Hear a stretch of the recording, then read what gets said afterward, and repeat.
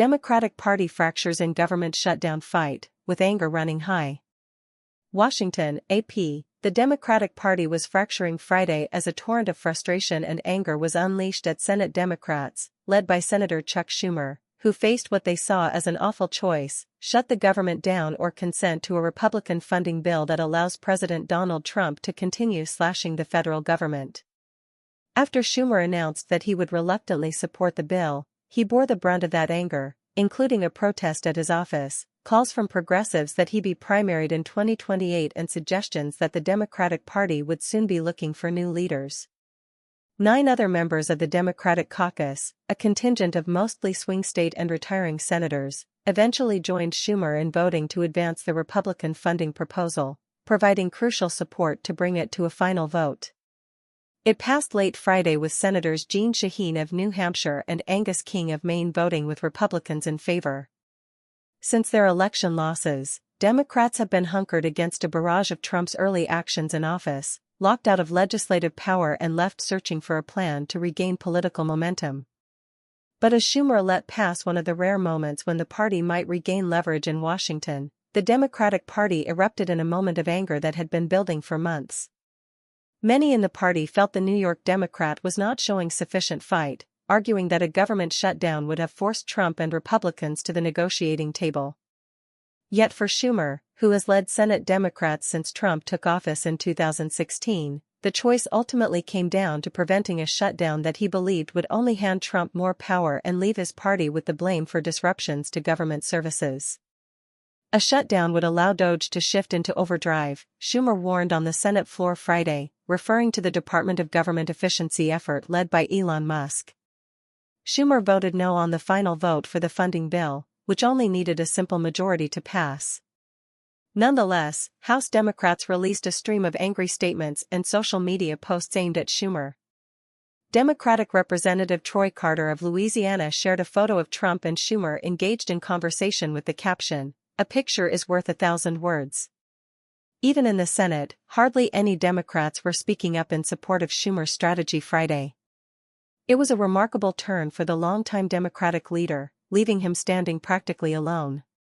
Speaker Emerita Nancy Pelosi, his longtime ally and partner in funding fights of the past, said in a statement, "Let's be clear, neither is a good option for the American people. But this false choice that some are buying instead of fighting is unacceptable." Pelosi added that the senators should listen to the women who lead appropriations for Democrats, Representative Rosa DeLauro of Connecticut and Senator Patty Murray of Washington. They had proposed a 30-day stopgap plan instead of the Republican proposal that provides funding until September. The Republican bill will trim $13 billion in non-defense spending from the levels in the 2024 budget year and increase defense spending by $6 billion. As House Democrats, who almost all voted against the bill earlier this week, concluded a retreat in Northern Virginia Friday, they also called for their Senate colleagues to show more fight. House Democratic leadership rushed back to the Capitol to hold a news conference and urge senators to reject the bill. "We do not want to shut down the government. But we are not afraid of a government funding showdown," Jeffries said. He also repeatedly declined to answer questions about whether he had confidence in Schumer. Other Democrats, such as Kentucky Governor Andy Beshear, who is seen as a potential presidential candidate in 2028 and also visited the Democratic retreat, called for a broader movement. He mentioned the recent 60th anniversary of peaceful civil rights protests in Selma, Alabama, and argued that Democrats need to find collective courage. "When those individuals marched, there wasn't one voice," Beshear said. "There was a collective courage of that group that changed the world. That day opened up the eyes of the country to what was really going on. Some were ready to start marching. We're ready to get out of this building and head back to the Capitol at any moment and prevent the government from shutting down," said Representative Greg Casar of Texas, chair of the Congressional Progressive Caucus. "Now is the moment for Democrats to draw a line in the sand and say that we stand very firmly on the side of working-class people and against the ultra-rich that are trying to corrupt our government for themselves," he added. Meanwhile, some of the nation's most influential progressive groups warned of serious political consequences for Senate Democrats and predicted a fierce backlash when members of Congress return home next week. Ezra Levin, co-founder of Indivisible, which has organized hundreds of protests across the nation, said that nearly 8 in 10 of the group's activists support primary challenges against Senate Dems who cave on the GOP bill. He wrote on social media that the vast majority of those Democratic activists plan to express their anger at town halls or other public events next week. Move On, another progressive group that claims nearly 10 million members nationwide, predicted that its activists would also demand answers from Democratic officials in the coming days. Clearing the way for Donald Trump and Elon Musk to gut Social Security, Medicare, and Medicaid is unacceptable. It's past time for Democrats to fight and stop acting like it's business as usual, said Joel Payne, a spokesperson for Move On. Senate Democrats were also mostly unwilling to speak up to defend Schumer's move.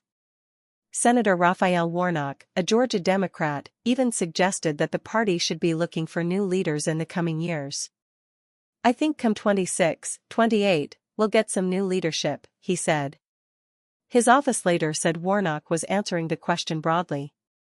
Mostly, though, senators just lamented that they had been jammed by a Republican Party that has found a new sense of unity under Trump. For years, House Republicans have not been able to muster votes for government funding on their own, forcing them into bipartisan negotiations. This time, they passed the bill on party lines and left Washington.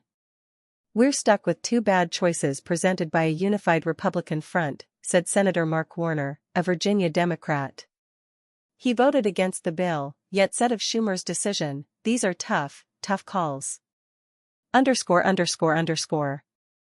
Associated Press writer Leah Askarinam in Washington contributed. Peoples reported from New York and Brown reported from Leesburg, Virginia.